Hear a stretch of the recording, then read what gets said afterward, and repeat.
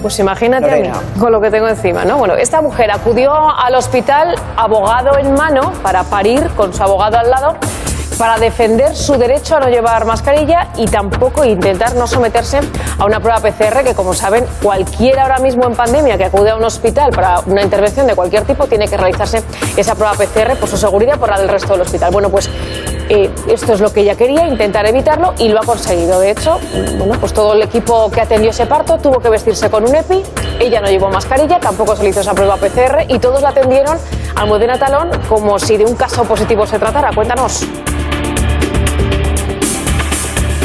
Sí, la mujer llegó a este hospital de parto con un acompañante y con un abogado y se negó a realizarse la prueba PCR que se le hace a cualquier persona para poder ingresar en ese hospital. Por eso, desde la FE se consultó con Sanidad y se estableció el protocolo considerándola como si fuera positiva. Esto es, se le dio atención médica, pero durante todos los días que duró su ingreso, todo el personal llevó EPI y ella estuvo aislada. Esto, nos recalcan, se hace para proteger tanto a los profesionales sanitarios como al resto de pacientes. Algunos medios aseguran que, tras recibir el alta, la mujer ha denunciado al hospital por considerarse señalada y maltratada, aunque desde Consellería nos dicen que a fecha de hoy no les consta ninguna denuncia. Esa es la versión de los hechos. Bueno, hemos preguntado al hospital. ¿Qué nos cuenta desde el Hospital La Fe de Valencia? Pues cómo se activó ese protocolo COVID ante la negativa de la mujer. Escuchen. El Hospital La Fe atendió el parto a una mujer que declinó realizarse la prueba PCR preceptiva para la asistencia sanitaria en pandemia. Por parte del hospital se le explicó el protocolo de atención y se le atendió considerada como positiva, como medida de protección hacia pacientes y profesionales del centro. Por este motivo se le atendió con EPI. A fecha de hoy no nos consta ninguna denuncia.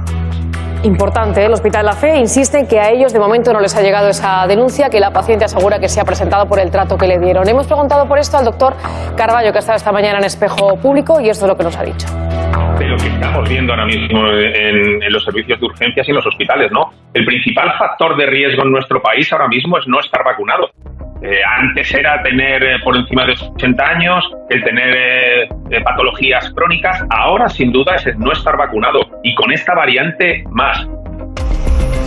Decías, Lara, es un mecanismo de defensa, el negacionismo. Sí, hay que saber que hay personas que frente al miedo lo que hacen es negar la realidad. De hecho, es una primera fase que todos tenemos que hacer, que es del duelo, de la vida que vivíamos anteriormente y la vida que tenemos ahora post-pandemia, y se quedan ancladas en esta fase 1, con lo cual no son capaces de asimilar que esto ha cambiado y al final lo que hacen es negar la realidad, y además es un perfil de riesgo, porque lo que hacen es que no tienen la suficientemente empatía de ponerse en el lugar de los demás, porque al final esta pandemia la tenemos que parar entre todos y el riesgo que conlleva tanto para ti, para tu bebé, como para el resto de la población también es una cosa pero fíjate que ese mecanismo de defensa, que me parece muy bien la explicación que has hecho y creo que además es muy comprensible, al final, oye, nos complica la vida mucho. A ver, hay algo que haya dicho, dice la falta de empatía.